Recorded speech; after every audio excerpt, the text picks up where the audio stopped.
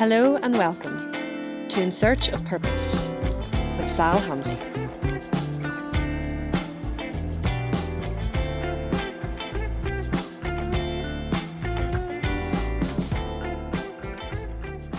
Hello and welcome to this week's podcast with Sal Hanvey. I'm your host, In Search of Purpose, and this week we have Mary Jackson. How are you, Mary?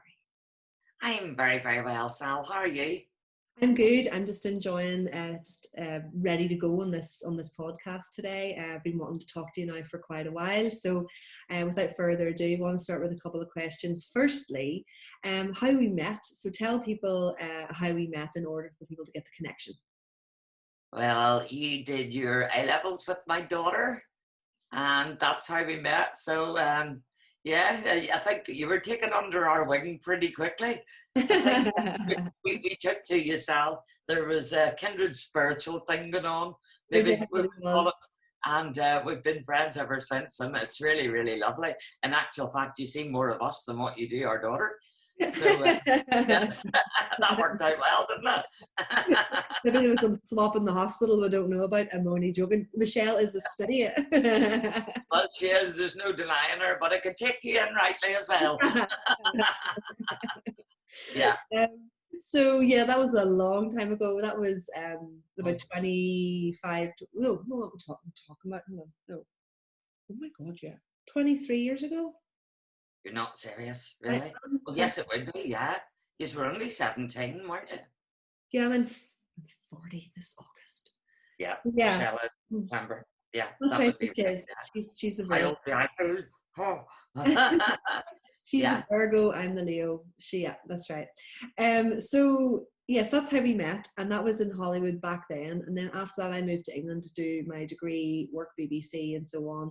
Then I moved back, and then I was up in Hollywood the odd time, saw Michelle, and then we'd hook up again and have the odd coffee. And the two of us are like kindred spirits. We're very, very similar in a lot of ways. We're always on the go, really high energy, big social butterflies, the two of us. So positive people. Yeah, exactly. And it's that kind of thing where, it's difficult, I suppose, at the moment, without putting too much emphasis on the negativity. But I'm sure, obviously, this is the yin to the yang with regards to the whole COVID-19 coronavirus situation with regards to lockdown and stuff. So considering that you are such a social butterfly, generally, how are you finding this whole transition, Mary? I'm actually, I'm totally and utterly fine. Actually, was being an ex-staff nurse has helped me immensely, and knowing kind of what to do and what not to do. And of course, a lot of my ex-colleagues are out there in the front line, bless them, doing their best to keep the nation safe. So I am totally fine, and as always, I look on the positive side of things, and at the end of the day, okay, we're all given off about not being able to do A, B, and C, and different things apply to different people, but I just keep on reminding myself, we're not in a third world country here. Exactly. We have running water, and we are very, very blessed. And I hold on to all that. And I'm just, I'm just me. I'm smiling the whole way through it, to be honest. Things could be worse. We're not in a war situation either. We're sitting watching Netflix and eating nice food. And come on, we're not going to work. Yeah, so, I heard that you've been doing some nice baking and cooking for the nursing home down the road and everything. Yeah. I attempted 15s for the very first time, and and fairy cakes, and and for the children as well, for the grandchildren. And well, I take it they went down a treat. What's that? I take it they went down a treat. Yeah. Unfortunately, the too many of them went down here. A treat. I know. I had loads of bananas left a couple of weeks ago, and of course, instead of just doing a caramelized banana or just mashing them up and putting them on yogurt, I decided no, I'll have to do a banoffee. Yeah. I'd never made one before, so I did it. Yeah, it was absolutely delicious. And when Jack was eating them, I didn't get a word. There was no words. It was just, he just sat eating. And you always know when there's no talking from the man, he's eating, enjoying his food. Yes, yeah. But Yeah, when it comes to it, you've got your wee doggy, but you know he doesn't walk far because he's older now, isn't that right? That's true. So you're not having to go out and do that, but you are getting out and getting your exercise and so on. What are you doing to keep well? We are walking about sometimes 7 days a week, but minimum 5 days a week, and our Fitbit getting steps up, which I always did anyway. 10,000 steps a day, that's my minimum. So most days doing around 12 to 15 That's sometimes. amazing. So That's really, really good. quite good. That's really positive because I suppose like mental health and physical health and so on. I mean, there are things that we should be concentrating on all the time, but especially in a precarious, uncertain time like now. Yeah. It's even more important, you know, to do that. I've been doing a lot of meditation and stuff, and it's not like I never did meditation before, but I never did it regularly enough because I don't know. You make excuses, don't you? But life got in the way as far as I was concerned. We were Yeah. always too busy, and what you really need to do is just, if you're going to do it first thing in the morning before you do anything else, because then there's no excuse of, oh, the day caught away with me, I never got doing it. It's just literally about doing it first thing in the morning, and I find that really beneficial.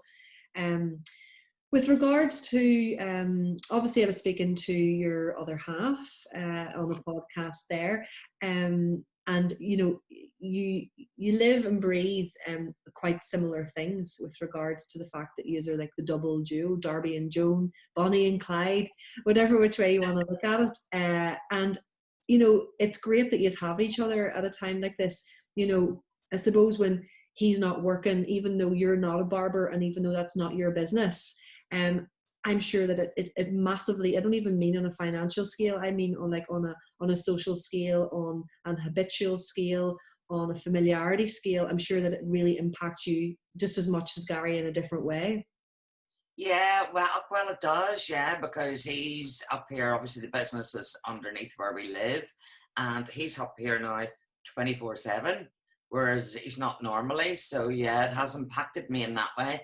I don't miss the social part of it because I'm not on the shop floor a lot anyway. I do get that he is, you know, missing that because, I mean, Garry just loves his customers, and you know, they all know he's a really, really great barber and a very sociable type of guy.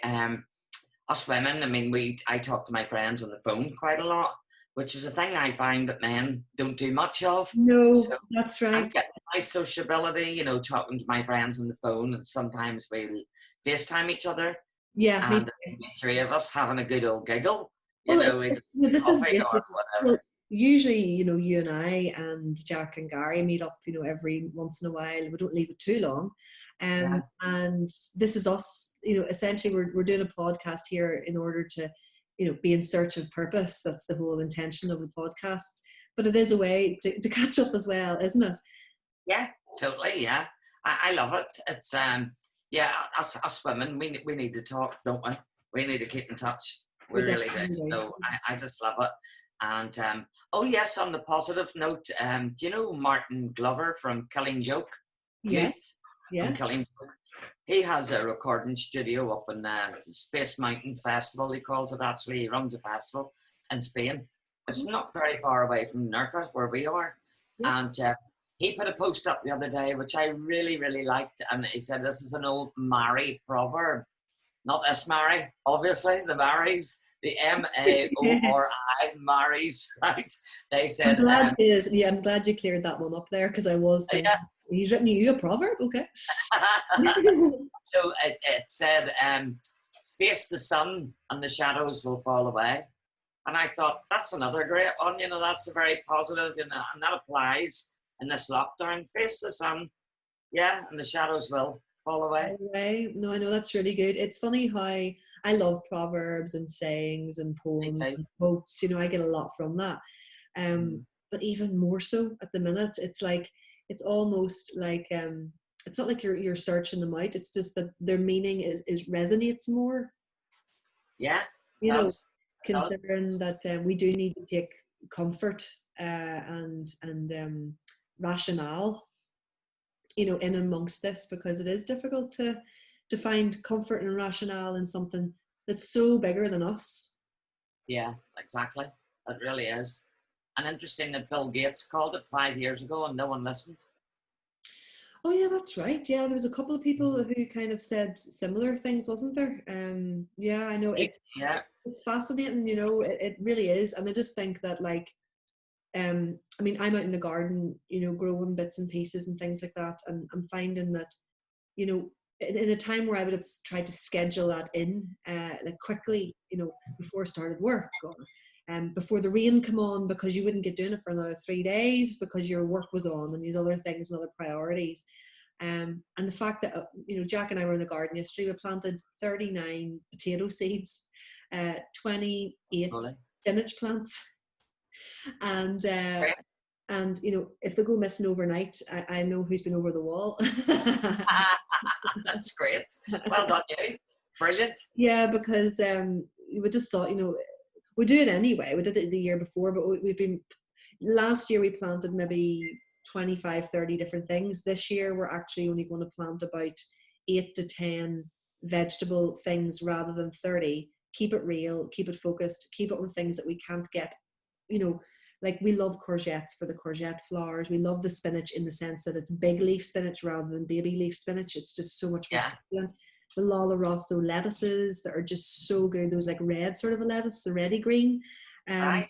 And then loads of different potatoes. Like last year we did Jersey Royals because that was one that Jack wanted. So, you know, it's those sorts of things that instead of just scheduling it into your day quickly, we were able to be more mindful and just enjoy the experience. Now, I appreciate that there are key workers and that there are people out there working like round the clock crazy.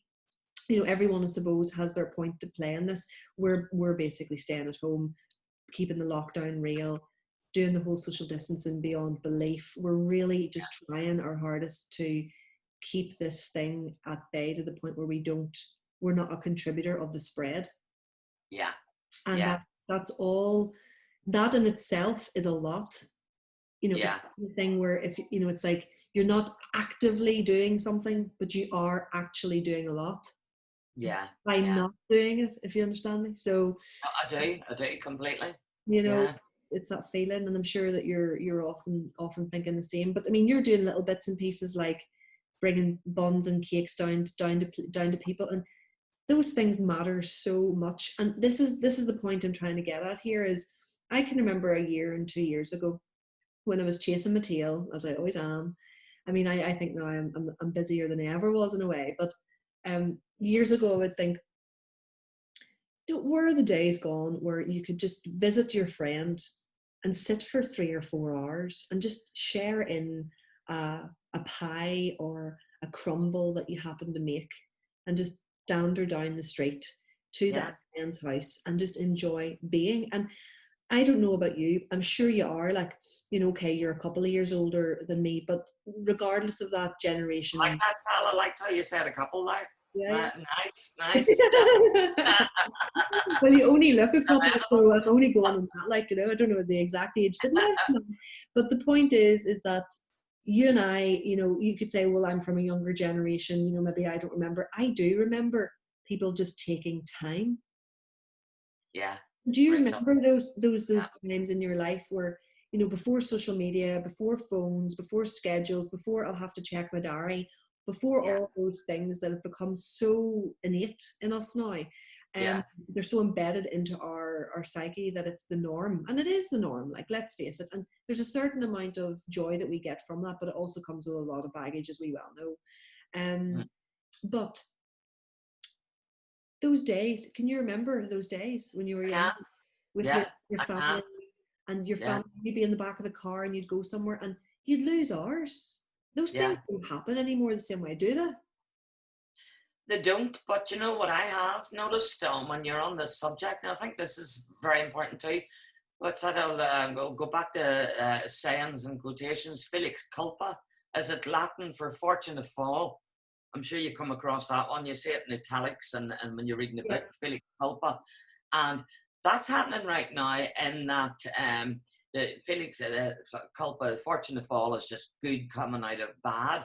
And so I see that happening at the minute in that families are going back to core values and family values at the minute. They're sitting down at a table with a board game out and playing it and taking the time to do that and taking the time for the whole family to get involved in a jigsaw. or, you know, so a lot of those values and time spent, precious important time spent together in families is coming back. And that's the silver lining on this cloud, because I think they needed to come back I just because of hope that what it you just comes said. back Yeah, rather than replaces something yeah, else that people are too busy to do, if you get what I mean. It's yeah, like, without shooting it down, because I get what you're saying, and I really do appreciate that, but it's almost like it took a pandemic. yeah, yeah, to sort it out.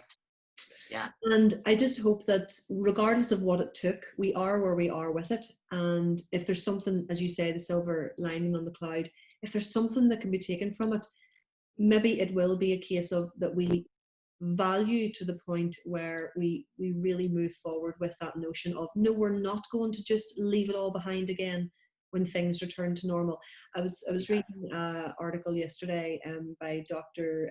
Shatterkey. He's written the 4-pillar plan. He's very good, and he does a lot of podcasts, and one of them was actually on I can't remember the guy who was recording. I'm not that great with names when it comes to that. If I've never seen them, it was just written down. And they were saying about how enlightenment can come out of trauma. Mm-hmm. Mm-hmm. Sometimes it actually takes trauma to recognize our worth, our values, and our priorities. I would agree with that completely. It does. It does. You know, having been a nurse and working on cardiology, for example, and seeing people coming in with heart attacks and going home well, if they're lucky enough, um, going home fully recovered, you know, and you know, you're listening to people and what they come out with. This has put things into perspective for me. This is, you know, again, you know, they'll get in touch with family that they maybe haven't spoken to for ages, and you know, all that. And so good things can very much come out of trauma. And sometimes, dare I say this, well, yes, I'm going to, sometimes it takes a trauma to give us all a good shakedown. I know that, and It really does. at least it's not something you can say that, I think, because it's not like you've caused it. Do you get what I mean? True, It's so true. much bigger than us that, Yeah, you know, it's literally about seeking some form of comfort and meaning. understanding. Yeah, Yeah, yeah. understanding. Yeah. I It, had actually volunteered to go back to nursing, and I rang the trust. Yeah, but I can't go because Garry is a vulnerable adult. He's asthmatic. that's right. So I haven't said that, I'm getting on a bit anyway, you know, but I could have done something. I'd have brushed the floor. If I, you know, if it, No, I wouldn't have Mary, cared, you honestly, know. like, I reckon you were a great nurse. I can imagine. I can But imagine. I did really, really love it, Sal. It's a calling, as you well know. It's not something you go into for the money.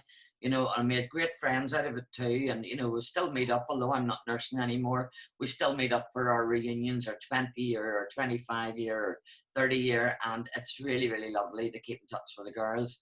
But yes, I couldn't go back because it would have meant that Garry and I couldn't have lived in the same house.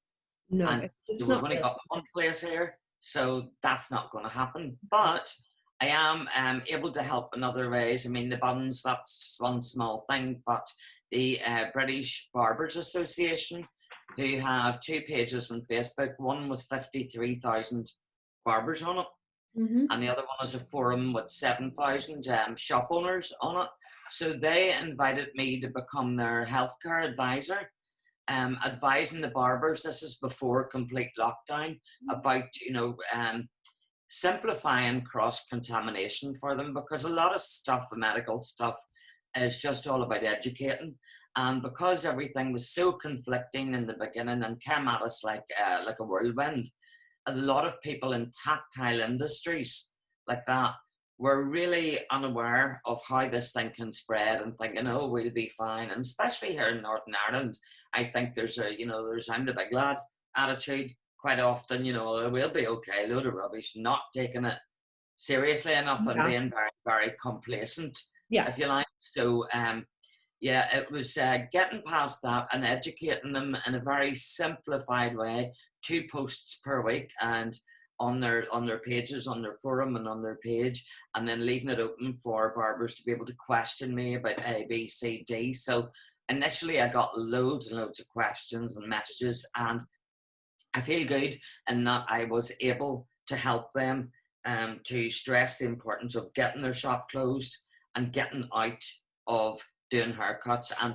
particularly about doing homers, because they were still doing house calls and homers for a long time. Right, that's right. I can So, understand that. And then I've seen Gary's video that he put up on social media about, like, you know, it's just not right. yeah, You can exactly. Yeah, totally see that, you know, because you do have to be really sensible. I mean, you know, I think I put up after, yeah, that I mean, I ceased to work a week before. And, mm-hmm. you know, and it's not like I'm looking some kind of reward for that or medal. It's just that I just seen it coming.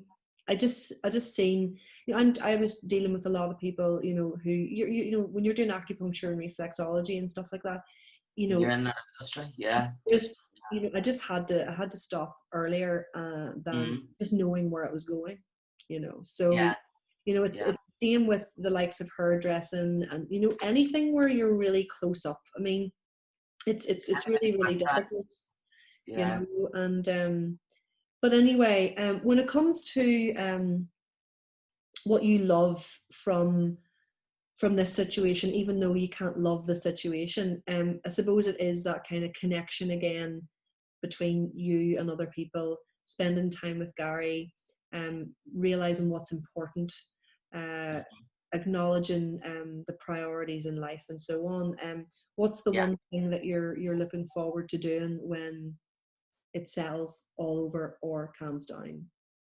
Well, I know Gary's answer to this was hugging. I would be very, very much the same. And apart from hugging, apart from that, I'm looking forward to getting to a good gig because, of course, well, on this podcast, we haven't sort of mentioned music, but Well, yeah, no bother. But I'm looking forward to getting to a good gig, being the founder and director of a festival and running music events for so long. I am really, really missing that. have Now, you Gary any and I, gigs? other, Sorry, have you any gigs that you've been waiting or postponed yeah, or delayed? Which one? cancelled. Which one? Pearl Jam and Hyde Park.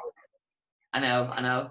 Iggy at Waterford, Oh, yeah. The Fontaines DC, Nick Cave, all cancelled. Everything all cancelled. That's only four. There's a load more. They're for the biggies that we had planned for this year. And then, of course, my business is in Spain. I know we're talking about the barber shop a lot, which Garry runs. But yeah. of Tell course, us then a bit I about have, that, Mary. Tell us a bit about that business.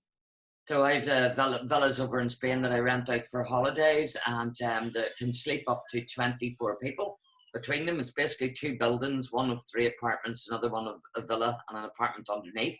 So 5 separate units. So I would get a lot of bookings for wedding parties and for extended family holidays that people might only do once in a lifetime. Mm-hmm. Everybody go together and they'll take the lot, 24, you know, and I've had weddings cancelled, lots of holidays cancelled. I was nearly fully booked up this year because they do very well. We're right opposite the water in Nerja, right opposite the beach, fly to Malaga, so easy to get to. Oh. They do really, really well. And yeah, all cancelled now right up until I think the next one in is end of July, which will likely get cancelled too. Yeah. Now, the good thing is there's no bookings coming in, there's no management fees going out. Yeah. So it's not affecting me dramatically. But at the end of the day, that was my income. You know, that was my revenue stream. The festival got cancelled anyway for this year. So maybe that was a good thing that it did because it wasn't going to happen anyway. And Yeah. that has saved me a lot of work, a Yeah. lot of unnecessary work. So, yeah, they're my 2 sort of babies businesses. Well, one's voluntary. The festival's voluntary. It's a registered charity, as you well know. But the other one is my revenue stream. So, Well, that's what I wanted to talk about. I wanted to go into a wee bit, obviously, about the music because it's a big part of your life. yeah. And you know, people know you for that. But how I remember you when we first met was Michelle and I went to one of your gigs in the Dirty Duck. Oh, yeah. Yeah. Never mind the gigs you put on. I went to your gig and it was so much fun. And I can remember it was really good night. I was a teenager. You know, this was like the best. It was like going down to see like my friend's mum play the blues. This is cool, you know. And Yeah. I can remember thinking, she's got a real cool mum. Yeah. Gosh, Michelle hears that a lot. I think sometimes she used to get embarrassed by how cool we were. We used to actually call Michelle Safi from Ab Fab because she was so sensible and we were wacky. They used to say, go and dye your hair blue or do something, do something a bit crazy. I know, Yeah. I think like dark She was, purple was the height of it for her, wasn't it? it was, yeah, but she's moved on a bit from that. She used to be a bit too sensible nearly. If you said to Michelle, I'll be in for 10 o'clock at night, she'd be at the door at 10 too, whereas when I was a kid, it was pure rebel. It would have been 10:15 for me. There was none of that. She was very good child, I have to say it that way. Yeah. So with regards to the moving on from the music that you did, so you played music for quite a while and then you kind of give the reins over to other musicians in order to help them promote themselves. So give us a good description about that. Yeah, my band used to play, well, I was in a couple of different bands, the last one being the one with my name on it. And we used to play gigs like the Rotterdam Bar, the Empire, the Basement, what do you call it there near the Cathedral Quarter, what do you call the bar? Main venues in Belfast anyway, can't remember the half of them. And then all the festivals throughout Northern Southern Ireland, Cork Jazz Festival and all, we played that, so that was probably our biggest one, and that was always brilliant. So yeah, great wee band. We played covers and then we wrote our own songs as well. Myself and the guitarist wrote quite a few songs, had them produced, and we would fire them out at festivals in amongst covers, and doing 3 nights at Cork Jazz Festival. By the third night, you had these American people and locals singing the words to your songs, which was absolutely brilliant. A great, great, great feeling. Oh my goodness, night 3, they're back for three nights of us, and they're actually singing our lyrics. That was a wonderful, wonderful feeling. Yeah. So then, as I got a bit older and decided to put on. I've always put on music events here in my hometown, for special causes, like the very first Holywood, County Down, Northern Ireland. Holywood, County Down, yeah, Northern Ireland. Holywood with Fun L. And of course, I wrote the Holywood song, which is on YouTube. Oh, that's right. Brilliant. I wrote it, so it was played. Yeah, funny enough, it was played all over the world, but hardly played much here. It's funny, isn't it? My album is up on Spotify, and it says I have a monthly listener in Mexico. Weird. So anyway, the first charitable event I ran here was for the NSPCC. Lovely. For physically, mentally, sexually and neglectfully abused children in Northern Ireland. So the money went to them. We raised $6,000 for that. That was the very first gig that I put on here in Holywood, and that was probably about 25 or more years ago. And then it was so successful that I did other gigs then for different charities. And then there was, I don't know if you remember this, but there was a wee guy that went missing from Holywood around Friday, came out of Pat's Bar. It was all over the news up in Belfast on New Year's Eve, and was never found again, and still isn't found to this day. Martin Kelly, and when Barber in the Prairie. That was long, long time ago. It's how many years ago, Garry? Can you help me with that? But maybe 15. Martin Kelly's disappearance. I don't know, the years fly past that quick. Must be 15 anyway. Would be at least 15 years ago. And so I put 2 nights on for his family, were self-employed, and he was over 18. He was only about 19 or 20. There's no financial help. If you are missing a child that's over 18, there's no financial help. And this is their only son as well. You couldn't go to work when your child's missing. You just couldn't. And they're self-employed. So there was no income for them. And of course, the whole town was really, really shaken up the whole time, was it? Marty was a lovely, lovely guy, Marty Kelly. Can't say that enough. He would have stopped and spoke to old people and everybody on the street. Really, really nice guy. Very well loved. So put on a couple of nights gigs for him, and I brought him on the radio with Jerry Anderson and different people, and went on the Stephen Nolan show about it and different things, and raised a lot of money for his family. I think it's $12,500 to help his family to step up the search. But he was never found. But anyway, all these gigs and realizing, yes, I can do this. I can, run a music event. I'm getting all this experience. And then there used to be a blues and jazz festival in Holywood. It was run by Walter Love and some of the guys out of the Apex Jazz Band. George Dempsey or Brian Dempsey, can't remember the name, but yeah, it was coming to an end, and they asked me to take the reins of it and run it. But when was that? Oh my goodness, that must be over 10 years ago. Oh. And it was, I'll tell you when it was, actually, the recession was about to kick in. And I made the executive decision, if you like, that I'm not touching this right now because it's not a necessity, it's a luxury. And the recession was coming in big time. And so it must be 15, 16 years ago. And I decided to leave well alone. Yeah. But with the thought of, I'd love to revive that one day and make it bigger and make it different. I actually used to play on it myself. Our band used to play on it. That's how long ago it was in existence. So, yeah, I put that one on the back burner. And then 6 years ago, well, about 7 years ago, I decided, okay, I've got a lot of knowledge now running live events. I know that I can do them, but I felt I still want to tackle a 2 or 3 day festival. And I felt I still need more head knowledge for a festival because it's booking, obviously, professional act, not semi-pro, but professional, big time, and raising money, fundraising for it and all that. So I went and did a music management business enterprise diploma, which took place from the OES Centre in Belfast. And I thought, hopefully this will give me a little bit more head knowledge on running a festival. And it did. I'm still learning now, you know, but it did give me a lot more head knowledge. So that was it. I decided to tackle a festival, and that happened 6 years ago, the very first one. It lasted for 2 days in Hollywood at the rugby grounds, and the rest is history. Well, from then until now, we've had acts like Alabama 3, Fun Lovin Criminals, Feeder, Bob Geldof for the Boomtown Rats, Hothouse Flowers. We've had a lot of big names coming here to Hollywood. It's been absolutely brilliant. And then, of course, local acts like Ryan McMullan, who's gone much bigger now from what he was whenever he first played here, and Dame Matrona, of course, the girls, they're doing really well too.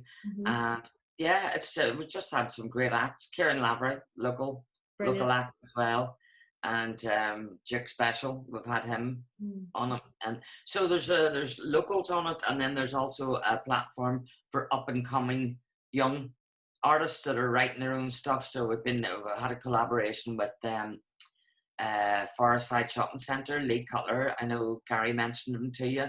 Lee's fantastic at putting young people on the platform. He is, because they were literally playing at one side and I was doing a cookery demo on the other side, and Colin McGee, he was saying, are we too loud? And I says, no, turn it up. Because I was doing a cookery demo on one side. But, you know, people watch what you're cooking, you know, it's great that way, you know. They do, all right. Yeah, sorry, I'm just silencing my phone because it's making noises there. Like a quack. Yeah, we crack. You heard it there, did you? Yeah.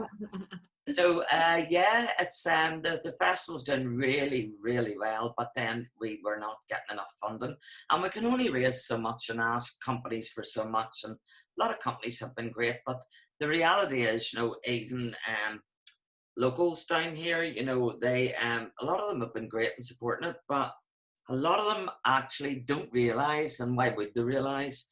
They don't realise the costs involved in running a festival. They have no clue. Or the organisation. 35 grand to run a festival for 3 days, easily. You know, by the time you pay your headline acts and the VAT on top of it, even though we're a registered charity, we've still to pay VAT. And locals don't realise, you know, your tickets might bring you in, if you're lucky, 12 grand of that. So where do you get the rest? Where do you get the rest? I know. You know, if you're lucky, 12 grand. I know. You've got venues, and you've got sound, and you've got lighting, and you've got the marketing, and then you've got transport fees, and then you've got to put them up. And I mean, it's endless. It really is endless. Yeah, and although, you know, a band might cost you 25, 30 grand, you've got the VAT on top of it, which is another 20%. And then there might be a 5-piece band, but their entourage might involve 10 to 12 people. And the deal is, the contract is, you have to pay them half their money up front very often, and then the other half when they play. And On top of that, you have to put up an entourage of 10 people in a local hotel, and that's 10 rooms, because most people will not share rooms because they're on tour all the time. They want a room to themselves. That's their escapism, and I get that. So you have to pay for 10 rooms in a hotel overnight for them.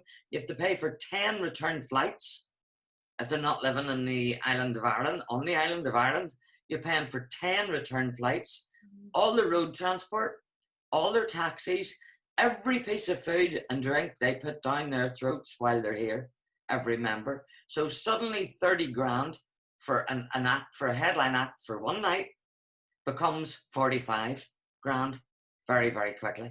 Wow. So it's just crazy. You know, it's just totally, totally crazy. So So- that's just wrong. So last year you were doing the festival, and then you were considering not running it this year, isn't that right? Yeah, because we applied to 4 separate funding bodies and we got turned down from 2 of the biggies, and we can't go on. We No. cannot go on. You know, I mean, this has taken money out of mine and Garry's pockets as well, and that's 2 years running. It actually owes us money. I'll not even divulge how much it owes us. That's a risk we took. That's a risk I took. And right now the festival owes me money, and I can't go on doing that. You know, if these bigger funding bodies aren't prepared to back us here in Hollywood, and not even that, but a lot of locals don't go to it. Yeah. You know, I'm from Hollywood. I've grown up in Hollywood. There are a lot of locals who are fantastic and will go every year, large posses of them. Yeah. Fantastic at supporting it. But there are also a lot who I know for a fact have grown up here in the battle cry. Bangor gets everything, we get nothing. You know, it's a north down battle cry from Hollywood. And a very one that I thought was, well, you know, fair enough, there's not a lot happening in Hollywood apart from May Day. And that's one of the reasons I ran Culture Night in 2014 and 2015, voluntarily again, because we want to put stuff in Hollywood. Now, it was free, and the locals come out in full force. Because it's free, we'll all have some of this. The festival's not free. It's about 35 was the dearest ticket, 37.50 was the dearest ticket. And Sal, you well know that's for nothing. You know, for a festival ticket for a night for about 5 or 6 bands, that 37.50 is really cheap. I mean, you'll pay at least 50 quid now for a good headline act. You really will. 45 quid, even a lot more. But yeah, but a lot of the locals, maybe they're so used to getting things for free, a lot of the locals won't pay that money. But these are the same people that are moaning about Hollywood having nothing, and they're also the same people you'll see standing outside the same bars 3 or 4 nights in the week, probably blowing 200 quid a time, you know, and you're kind of going, you just don't get this here. So, you know, we've tried it. I've tried it. 5 years I've tried it for, and I've had a lot of good people helping me voluntarily. I'm going to give a big shout out to Henry, who was my right-hand man from Homebird, manages Homebird Cafe. He's been brilliant. It's been him and I doing it, and then Ray Alexander as well, local from Hollywood, has been very, very good in helping me. Alison Auld, you know, a few other people on the committee, Kieran McConnell, solicitor, Des Ewing, an architect, and you know, a couple of other people, 7 or 8 of us on the committee, and they have been really, really brilliant in supporting it. But we just can't go on with the lack of money and community support. We just can't go on. So maybe in the future that will change. Maybe this podcast will help to get out there how much it costs to actually run a festival. It's over 100 grand to run a festival. One night is 35,000 for a band, roughly. You know, so it's crazy. It's a lot of money. Yeah, people don't really appreciate it, I suppose, because they're not in that industry, or they don't really understand exactly what it takes, because there's so many facets to it. You know, it's crazy, but it's realistic. You know, and I suppose the silver lining is that, as you say, it's not like you were getting going and then you had to pull the plug on a festival that was running this year. I suppose if it was any year for you to decide not to run it, this year was the year. Good one. Yeah. And then, of course, last year, now the unfortunate thing that happened last year was, I don't know if you're into football, Sal, no, I didn't think you were. Yeah, I didn't think you were. Of course, the Champions League final was on our big night, and who other than two UK teams, and it was Liverpool in the final. And if we are top heavy with fans in this country for English teams, it's Liverpool. So there were so many people not wanting to miss that match because that was massive, and that happened the fall, and that's very weird for you two UK teams alone to be in the final of the Champions League. I know. Never mind Liverpool been in it. So that was massive, and that really hit us. And the Snow Patrol gig a couple of weeks before in Bangor, which was announced late, that hit us as well. No harm to the guys, they're great. I was at that gig myself, Ford Park, and they're all great, all the guys that performed on that, but that did hit us, there's no doubt about it. I know that's the problem when people do start up festivals, especially festivals that have been running for so long. There's Stendhal and there's the Sunflower and things like that, that have sort of established their time. I think even the Sunflower changed their whole dates at one point, whereas Stendhal are always in and around the middle of August because it's always on my birthday weekend. Mm-hmm. Mm-hmm. I played that like a good few years back. But yeah, the Sunflower, I think, moved to suit a better time so that it wouldn't conflict with another festival, maybe. But I just know that it did change. And that's the thing. It's like, what weekend is actually free? Yeah, exactly. You have to choose wisely that something's not hitting you. And our weekend was chosen with all those things in mind. You're 100% correct. But then, as I say, a gig comes out of the blue, a one-off like that, 6 miles away, that's going to hit us. I know, and I think as well, there's only a certain amount of weekends there are in a summer. If you're on an outside sort of a show, and music lovers will, pick a festival, and they can't be in two places at once. The amount of times I've wanted to be at two festivals at once, it's terrible. Yeah. Now we can't go to anything. I mean, I've got Ozzy Osbourne tickets that I didn't even ask. I should have asked, but your one's right, Ozzy for starters. Paul Brady and Andy Irvine. Oh my goodness. I mean, they're so good, and I've seen them twice collaborate. I've seen them many times on their own, but they wrote an album, I don't know if you know that, back in this late 60s, early 70s, and they did one album together, but then they've been known to be individual artists ever since, doing their own thing, Paul Brady and Andy Irvine. But they did an album together back in the day that is just phenomenal, and it was the only album that they did together, and they got together at Vicar Street in Dublin, I'd say maybe about 15 years ago, if I was at a guess. I love Vicar Street. Great week venue. So brilliant. But I went there, and I thought it was a one-off. I pretty much cried from start to finish because it was so amazing, like emotionally. It was just amazing. And I thought, wow, that's a one-in-a-lifetime experience, because I haven't played together in 25 years. So it was just remarkable, because it was like riding a bike to them. And it was so good, or at least they appeared like they were right. It was like riding a bike. Maybe it wasn't. It was flawless. And then, I don't know, 10, 12 years later, I can't remember exactly, maybe 10 years later, they decided to do it again, and I went again to the Ulster Hall. That was about 3 years ago, and it was just so good. And I thought, wow, I got to see them again. But then Jack didn't get seeing them because he was working in a way. Right. So it meant that I had to experience that without him, knowing that he would have loved it, and me introducing them to the music. So then at Christmas, he decides to hand me and my mum and him all tickets to go and see them again in the Waterfront. That was meant to be in March, and we ended up going. And I was like, oh no, because I thought, this is brilliant, Jack's going to get to see them. And then it's just been pulled, and it's been rescheduled for September. Yeah, fingers crossed. It's so uncertain, and we just don't know basically if it's going to happen or not. But it's that one, the Aussie one, and we've just got vouchers for things, like Jack. I got him a helicopter lesson. Brilliant. And me and my mum were going to go to the Newton Ards place and sit and have lunch and slag him, while he was hovering about. Laugh, and we can't do that now at the minute. That's on hold. He got me a car racing experience down south. Right. in a Ferrari, so a 911. So I can't do that either. So there's just those kind of things, So it's not just gigs; it's experiences. We like buying each other experiences like that, Yeah. And, all those things are on hold, But one thing for sure is that when we get out of this situation, we'll all be meeting up for hugs, drinks, food and crack, won't we, Mary? Totally, totally. That's definitely going to happen. That's not going to be cancelled, Sal. Look Exactly. forward to it. We love going down to yours, in your house and your gardens. Oh my goodness. Where else would you live that is as beautiful as that in Northern Ireland? I mean, you've chosen so wisely. Sal, we love your place. Really, really do. Well, I can't wait to have you down, but I just know that at the minute, it's just that feeling of hope, Yeah.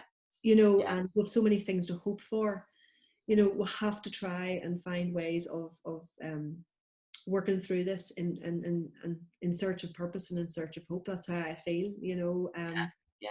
about it. And so many things, hopefully, when things return to some semi-normality, that we can all look forward to. And again, it's all about prioritizing and remembering what's important. Totally. Really, really is, So, And so I've got a very, very small family. I've just got my mum and daughter, and then of course son-in-law and the grandchildren. And Garry, he's no parents left at all, and just his sister really, and then nieces and nephews and that. So we've both really not got much family wise.